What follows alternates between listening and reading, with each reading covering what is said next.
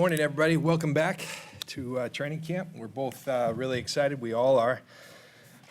Just a couple procedural things to give you guys a heads up on. We're still going through physicals, but these are things that we're sure of that we've discussed in the last couple days. The active PUP list. Jonathan Cooper will be on that, and Trent Taylor will start on the active PUP list. Dakota Watson will as well. Just talking real quickly on each of those guys, we feel like each of them are, they've been cleared. They're out of their rehab, but we feel like there needs to be some conditioning. Jonathan Cooper, still, we just feel comfortable that we want to see a little bit more on the side before we throw him in there. Trent, we're just being prudent there. We want him to not have his first contact be on the field, get him pushed around a little on the side. Dakota, some of that calf injury that he had still lingering a little bit. NFI list, Malcolm Smith, that will be a little surprise to all of you. It was a surprise to us. Malcolm just in the last week, something popped up. We're not concerned about it. We've gotten over that because we looked into it, but we feel like, again, the prudent thing is to give him a couple days right at the start, just to make sure he feels good, we feel good. Marcel Harris, same type of deal, has cleared through the rehab state part of his rehabilitation. Now we're going to get him with Ray Wright, and just make sure that conditioning, and then obviously you guys are all aware of Kentavious Street, who will be on the NFI list. Malcolm Smith's situation, what's his injury? It's something in the lower leg that just popped up in the last couple of weeks, and good for Malcolm. He's an honest guy. It concerned him enough to let us know about it, and he's been with Ferg and Dr. McAdams last couple of days. They feel good about it, but like I said, just a couple of days on the side to get him going. I don't think it will be long. Has Richard Sherman had his physical? Yeah, they're all going through that right now, but he's good to go. He's been cleared. He'll be practicing Thursday. Is that the first day? Today's Wednesday, right? Yes. Thursday. No PUP. No PUP. He'll be to start playing with him. Going is 2 days on, 1 day off. Then we'll go that fourth day. We have a day off the fifth day, and then we'll reevaluate it after that. When Smith is out, who is in with the 14 unit at inside limit? And who is? When Malcolm Smith is out. There's a bunch of guys who can do it. I'm sure we'll start with Brock, and then we got Fred right behind him, and we got a group of guys there that are interchangeable even at the will position. So see how our defense guys balance that out. But even the Mike and Will are pretty interchangeable. But I would expect right now that Brock would start it out. Kyle, when you address the whole team for the first time, will you be talking about any specific expectations or goals for the team this year? And I'm wondering, do you see this as a playoff team? I see us as a team that has a chance to be better than we were last year. I think we've improved our talent. I think we've all gotten better at the schemes. I believe we're a better team, but that's just from experience and on paper. We got to go out and put the work in, and we got to, we finished last year strong, but that has nothing to do with this year. And that starts today, and I'm not going to get up in front of the team tonight and make some big speech. It's very simple. This is a long season. It's a grind. Camp's long, and all we need to do is go to work and work as hard as we can. And there's anything else, maybe I could say something magical that might inspire a couple people, but it comes down to how hard are we going to work. And usually when you work hard, good things happen. You talk about what you have for Richard's plan. What do you want to see out of him in the next few weeks? What do you expect? I just want to see him get comfortable. It's different with Richard. There's lots of guys on our team we're real excited about and we think have a chance at a real good future, and some guys who have had some success. But Richard's one of our few guys who's done it for a longer time, and we've all played against him. We know what Richard is, and Richard's also a guy I think we trust how he thinks, how he works. We know it's important for him to get out there as anyone in this world. So he's someone we're going to communicate to a lot. It's a lot of it's up to Richard, and now we got to be careful. We got to make sure that if Richard's being a little too aggressive, it's our job to pull him back a little bit. But we got to communicate the right way, because really all I care about Richard is him getting himself back to being Richard Smith by week 1. And if he can't do it by then just be honest with us, because it's a matter of time when he gets back, and we just want to make sure we're smart with that and don't have a setback. Kyle, what kind of approach do you take to Ruben, knowing you won't have him for 2 games. How much will you balance, trying to figure out who's going to be the guys Yeah. week 1? Right now, nothing at all. I mean, for me personally, you lose starting linebackers on a Friday practice, and that backup's been doing scout team all week, and he's got to start on Sunday and play a whole game, and so so I'm looking at it as almost, Ruben's going to be hurt the first couple games, but yeah, it's different because he's being suspended, so we know that in advance, but I don't want that to affect. We expect to play with him the rest of the year, and Ruben needs to get his work in, especially since he missed some OTAs and things like that. So Ruben's our starting linebacker. We're going to go with that just like we would before this year started, and I think as we get closer to Minnesota, then we'll reevaluate that and obviously get our guys who are going to play in that game the best chance to be prepared. What's your reaction to Ruben Foster's charges being dropped and his ability to move forward past this? I think Ruben's done a great job, just handling it. It's, what they originally charged him with is, as bad of a thing as you can imagine. And, it's a very embarrassing thing because of how bad it was. And to have all that scrutiny on you and have to go through that, I think would be a challenge for any human being. That would mess a lot of people up. And I've been really very impressed with Ruben, how he handled it, the process he went through while it was going on. And after it got dropped, how he's handled himself since. And I know he learned a lot through it. And, we talked about it a lot at the beginning that, some things seem so bad, but if you get through it, it can be a good thing in the long run. And if you handle it right, and it can enlighten you to some things and help you grow. And I really think it has for Ruben, and I think it's benefited him in the long run, understanding a little bit more how the world works. I know when we last talked, it was before the guys left for the summer, and I think both of your messages to them was make sure that you keep your foot on the gas, you don't slip up. I don't know how closely you're able to monitor stuff, or you got your first look at the guys coming back here. Do you feel that the summer went well for them? We'll find everything I hear. It sounds as good as I could have ever hoped for. Just talking to Ray, who was here a lot of time watching the guys and stuff, and we had as big of a group coming here when they're not even. There's no coaches up here. There's nothing, and we had as big of a group as I know it was much bigger than last year, and I hear it's the biggest one they've had here in a long time. So we got a lot of guys working, a lot of guys ready to go. We have a conditioning test this afternoon. That's it's not a very tough one, so it's not. I expect those guys to pass that, but you have a better idea once you see them out in that first practice. And usually the guys who haven't been doing much, they usually something happens to them and they miss a week or so. And I'm hoping that doesn't happen with our guys. I feel pretty confident. Given what you guys saw in Richard during OTAs, what do you expect out of him in being able to kind of bring some of the younger DBs along now that he's been around a while? That's one thing about our team I was kind of saying earlier. We got a lot of guys on our team we're real excited about, and we think have a chance to have a good future. But we also got a ton of young guys who haven't done it before, or who have only done it for 5 games or 7, whatever it is. And Sherman's a guy who's done it year in and year out, and we have Staley's a guy like that. When you look at guys who've gotten that second contract, who've started all their first years and then have started all their second contract, it's we probably have about 6 guys, and that's not very much. So those guys I think are important because they've done it before, and guys who have the chance to be like them, those are guys they want to talk to. Like, hey, how do I keep mentally strong every day? When I do have a bad day, how do I still believe that I can do it? Because in this league, you get humbled all the time. No one balls out every day. No one dominates you. So there's always someone who's going to get you, and you got to have that edge to you where you can succeed. And Sherm has that, and I think a lot of our younger guys have the ability to have that, but that comes with success, and that comes from having a guy like Sherm to lean on. Yeah, I think one thing I would add to that is, Sherm, Kyle's been around a lot of football in the NFL. I have been around a lot of football in the NFL, and people always associate, the high IQ, the smartest football players. They're usually talking about quarterbacks. I would tell you in the capacities I've been around him and the short time we've had him, he's one of the most intelligent football players I've ever been around.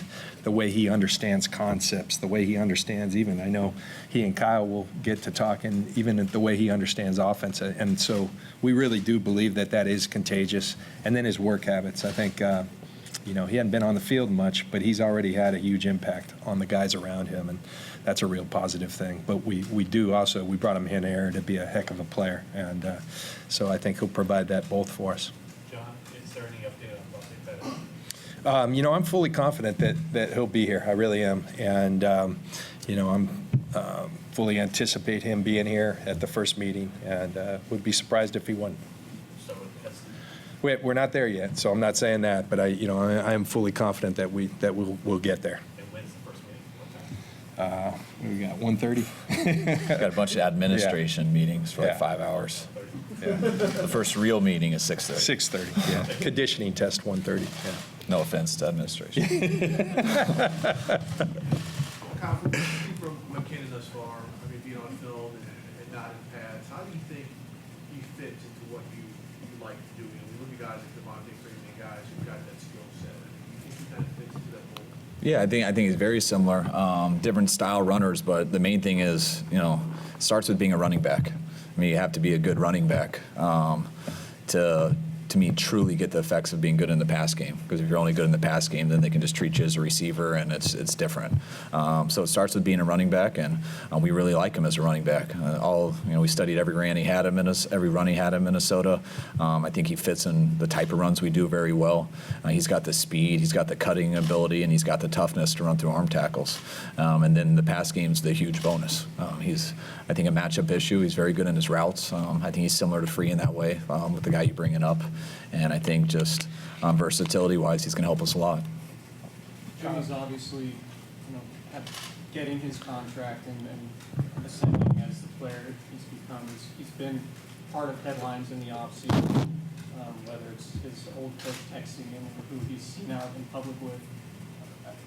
Do you have to talk to him about making those adjustments in terms of how he's viewed away from the field as a franchise quarterback, or is that something that you have a trust in him that he can handle it on his own? I never heard any of those articles. What are you talking about? No, I think that goes. I mean, yeah, you talk to people, and Jimmy's came from a place where he saw a lot of people handle that spotlight and everything. So I think Jimmy does have an idea. I think everybody has an idea of how you should handle that spotlight, but not everyone's in that spotlight. And I never in my life commented on a player's date in July, so I'm not going to start today. But because I don't think it really pertains or matters to us. But I do think that is a very good example. And even though sometimes you got to learn how under the microscope we all are. And it's not just the quarterback; it's all players. And the quarterback definitely gets more than anyone else. But I think that's a good learning experience for him, and he's got to know what comes with that stuff. Obviously, because of the way you guys finished the season last year, outside expectations are pretty big for a 6-10 team. Do you guys feel that at all? And if so, do you have to address it with yourselves and even further? Well, I mean, it'd be nice if not all you guys talked about it all the time, because that's I know that's part of it, but that's what goes on outside of here. I mean, if our guys make a living just reading and listening to talk radio and stuff, that stuff could mess you up, because I am aware that people have talked highly about us, and that's what comes with the territory when you win your last 5 games after starting so bad. But, I mean, we all know that doesn't mean anything. It doesn't, and you have to work and you have to go about your business. So I can sit in here and talk about all expectations to our players, but all I'm doing is addressing what people are talking about outside of here, and I don't feel that with our guys. If we had guys not showing up for these last 40 days when we're away, if I felt guys were just coasting through OTAs, I felt we worked our tails off last year, and I think we're even working harder this year, which I didn't know was possible. So I don't feel that at all with our team. I'm very aware of what's outside, and I know if we start off with a couple losses, that will be, they just got they thought they'd arrived. We don't think that at all. We were 6-10 last year. We won those last 5 games, and we weren't just blowing guys out. And it's I just mentioned all the young people we have, and this can go a lot of ways. And every season's hard. Nothing is easy, and by no means are we coming in thinking like this is just going to happen. We're ready to get to work, and we know it's going to be hard, and we know we're going to face adversity. And what's going to separate us is hopefully how we respond to adversity. Kyle, now that you have the full season under your belt, the head coach, how are you going to be approaching this camp? Compared to last year, obviously the circumstances are much different. What are you doing similar and what are you doing differently? I think I've taken some of the reps off just early on. It's a whole new team, but we do have a better feel for most of our players than we did last year. We've added new guys and stuff, but last year all 90 we had just gone through OTAs with, and we're still trying to figure people out, and it's really hard to change a culture, which means it was one philosophy, now you're trying to do yours, and you can say it all you want, but you have to drill that, you have to preach it every day, and what's neat this year is our guys do know that, and the new guys have come in, and myself, John, the coaches, we don't have to beat it in so much because the other players do. Everyone has a much better idea, so that makes it a little more exciting. It makes you feel like you can take steps to get better a little quicker. But on the other side, every year it's a new team, and we got to see how this team gels together. We got to mix in the new pieces, and we got to make sure the people who were here, they get better and not worse. Would you say that right guard and Hunter are both open competitions? Yeah, it's right guard I think is a real big one. I think I'll say punter is too. We have a lot of competition on our team. Right guard's the spot that I think would probably be the biggest on our line. We just signed Lakin before, I think right after OTAs. So that makes him more. We're obviously expecting him to start at left guard. But if he has a horrible camp and the guy behind him is a lot better, we're going to always play who we think gives us the best chance to win. But those are probably more open spots. John, as you tinkered with and built your roster over this offseason, how much of that, if any, was with an eye to the Rams and what they have and what they're doing? That's a good question. I think you always, to get where you want to get in this league, what I've learned is you better own your division. That's the ultimate goal. And so I think we're very mindful, and Kyle and I spend a lot of time, what kind of players are we looking for? So that's really what we rely on. But I can't tell you that, at times when you're talking about signing Lake and Tomlinson, you're saying, hey, we better have someone to block Aaron Donald, And so, of course, I think that the people you face, the same goes for Seattle and Arizona. So I do think at times you're cognizant, but really our litmus test are the things that we believe, translates into championship players and championship teams. And we've defined that pretty well. But I think you do kind of have some sort of a lens on who you're competing with most, and that's your division. It's also, I think what's hard for us competitive people is every decision you make is to succeed now and in the future. And so you got to balance both of those out. If all you think about is how does this guy go against that guy, how does this guy, that's year to year, and that can really make you feel better going into a game. But hey, maybe that guy's hurt that game and it didn't even matter, and now it's messed us up for the next. There's a lot of things that go into that. Our goal is to win our division. So we got 3 teams we're competing with hard, and harder than anyone else in this league.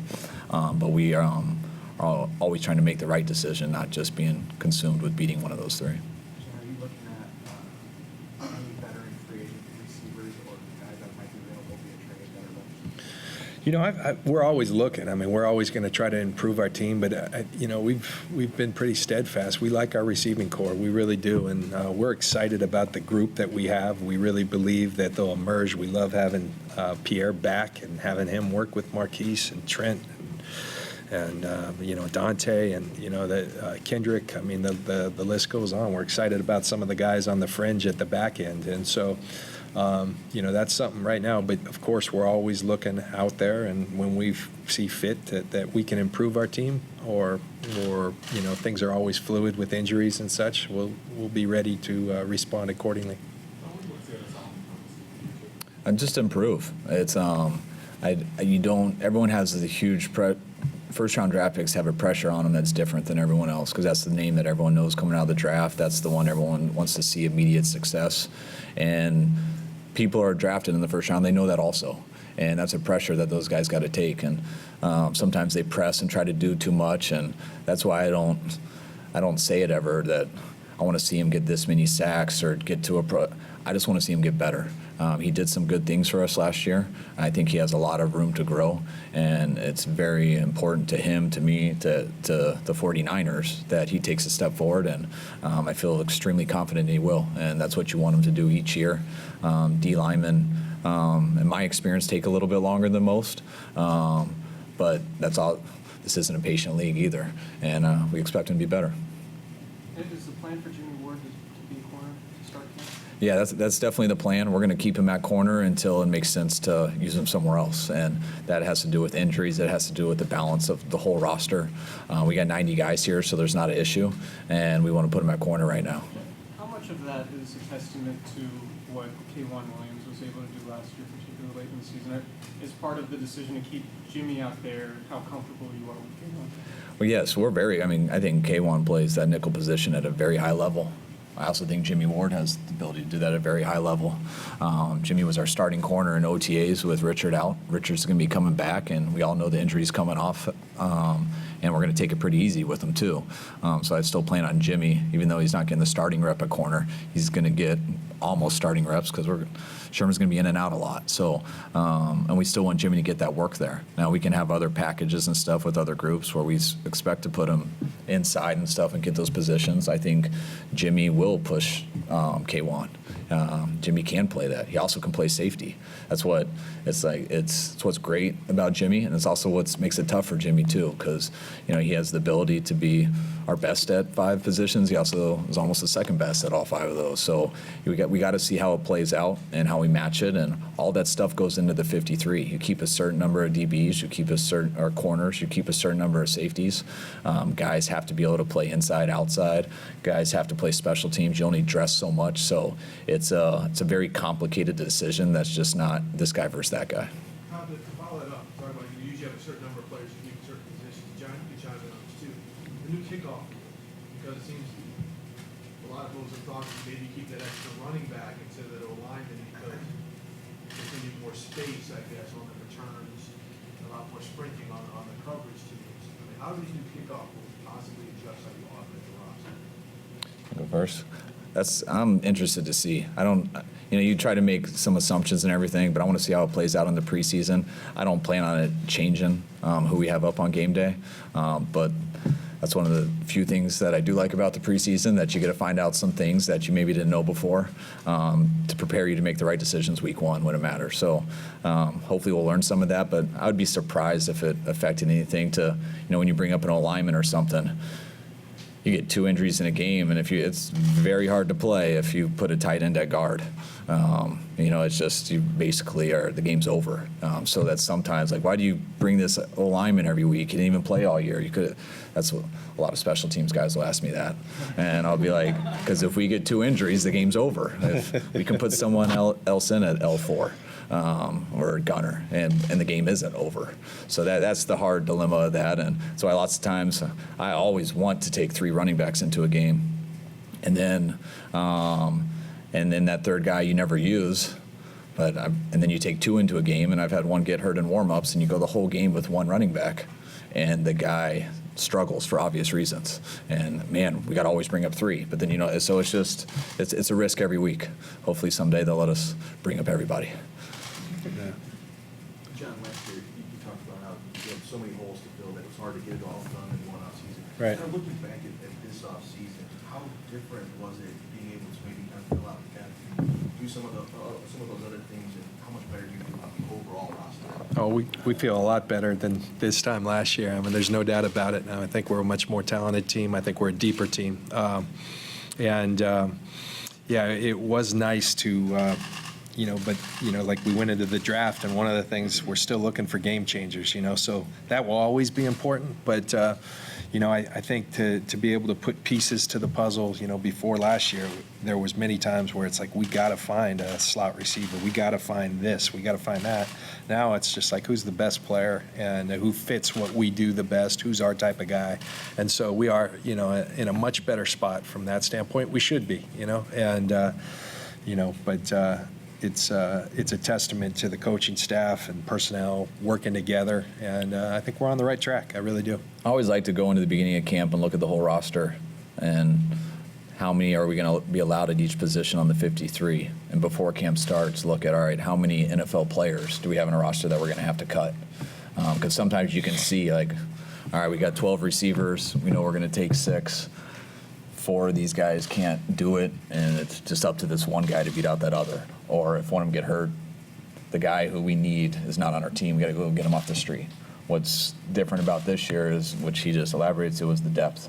There's we're going to have to cut some guys who are going to go play for other people this year, and it's a tough thing at the end, but it's that's our goal. That's what you want. A couple more? What did you make of Mike Lynch's off-season program? I mean, I know Mike works. I didn't follow him around, so I'm not as sure exactly what he did. I was out of town most of the time. No, sorry, the off-season program during OTAs. Oh, I think he meant the 40 days away. I was like, I leave him alone. But no, he was great. I mean, he was exactly what we thought he was as advertised. I mean, Mike comes in, and I think, like we said at the original press conference, I mean, he seems like a 10-year vet. He handles himself the right way. He battled throughout camp. I think it's always tough for a lineman in OTAs. It's harder to block people when people don't have pads on. They're a lot slipperier. And now I think it'll be more fun to get these pads on, go against some of these guys. But I was excited about OTAs, and I expect him to get better throughout training camp. You guys are putting Last two. a lot on his plate with your schedule in the AFC West. You got Julio and Bosa and a bunch of those guys.